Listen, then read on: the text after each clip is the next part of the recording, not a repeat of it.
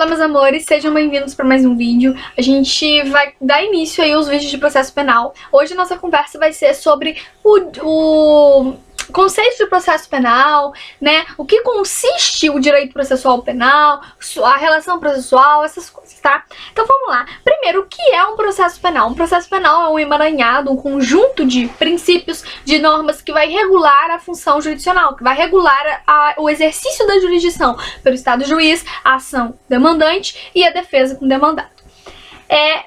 Quando a gente estudou lá em Direito Penal 1, a gente viu que o Estado ele é o detentor do ius puniendi, né? Que seria o direito de punir. Então cabe ao Estado esse direito de punir, o exercício da punição, do ius puniendi.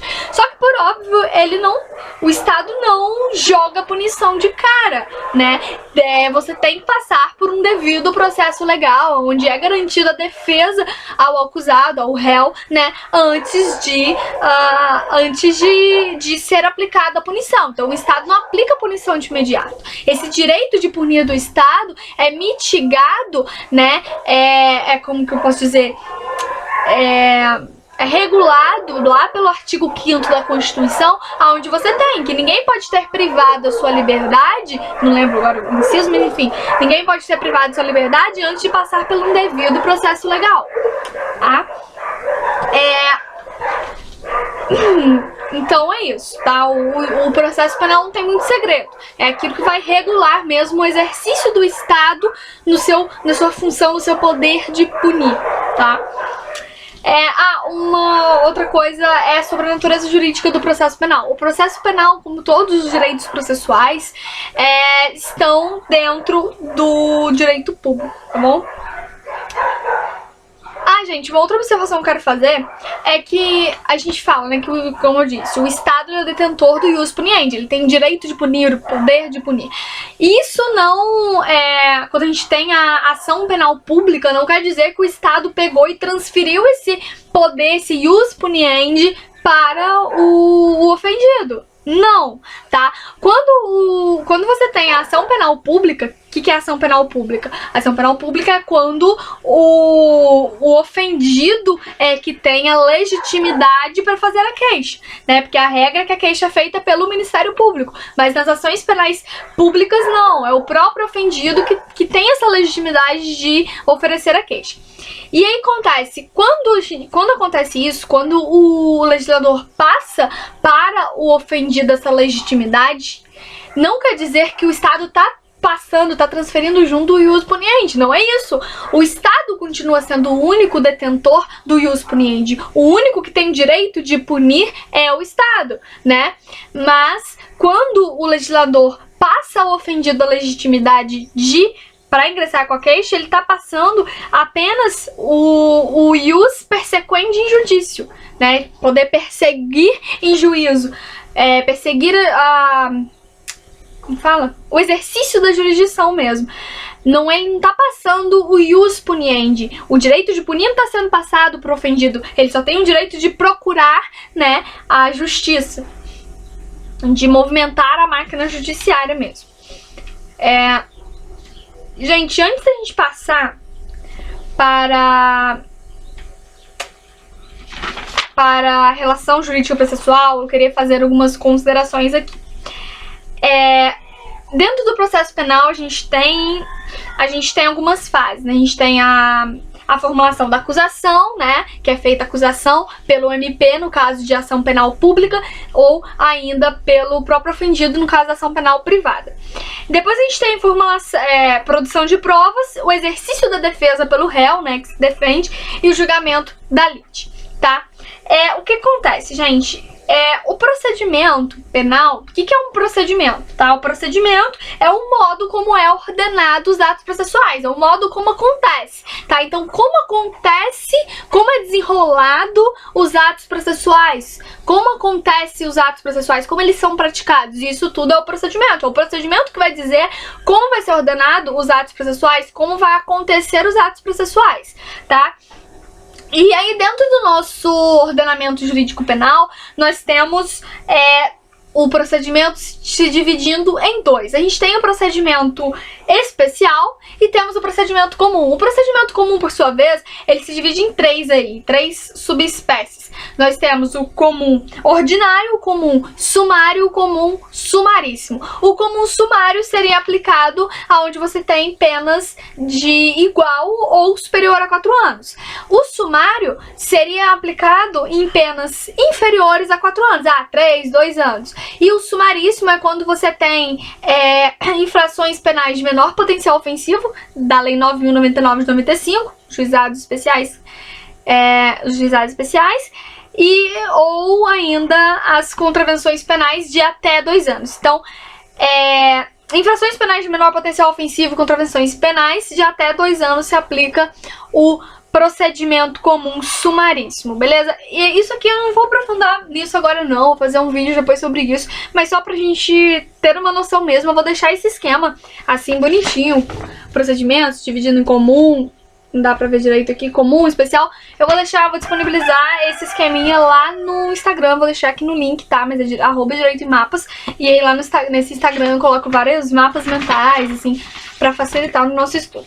Bom, vamos lá. Agora a gente vai falar da relação jurídica processual. A relação jurídica processual aqui a gente fala que ela é triangular, tá? Porque eu tenho na base, em uma relação horizontal, de um lado o autor, de outro lado o réu. E o autor e o réu, eles estão em lide, em conflito. Então tem uma relação horizontal entre eles ali, estabelecendo um conflito entre ambos, uma lide entre ambos. E no topo aqui a gente tem o juiz que tá só de cima ali observando o conflito do autor com o réu. Então a gente tem uma relação horizontal entre autor e réu e uma relação vertical entre juiz e réu, réu, juiz, juiz, autor, autor e juiz. Tá? Então esse também vou disponibilizar o esqueminha lá no Instagram. Mas enfim, então a relação jurídica processual aqui é juiz observando o conflito das partes ali que estão em litígio, autor e réu, tá?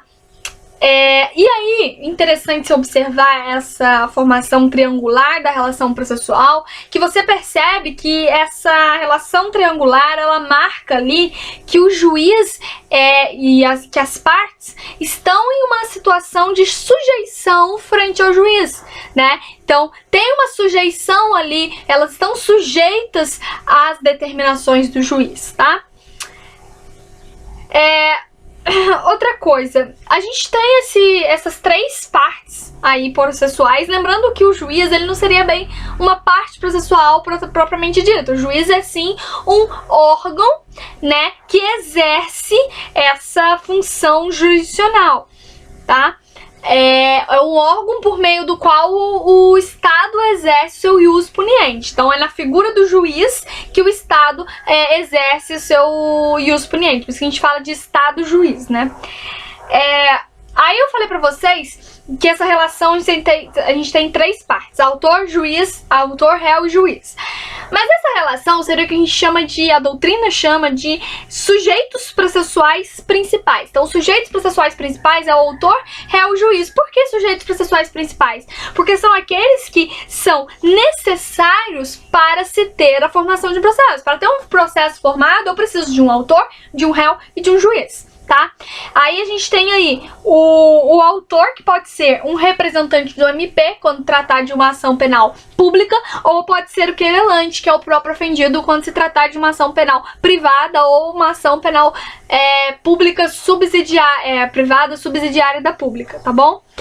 Onde é o próprio ofendido que é chamado de querelante, né, que faz a queixa, que oferece a queixa. E a gente tem o réu, que é chamado de querelado. Então, só pra gente entender essas nomenclaturas, falar de querelante, fez a queixa. Querelado é contra quem a queixa foi oferecida, foi proposta.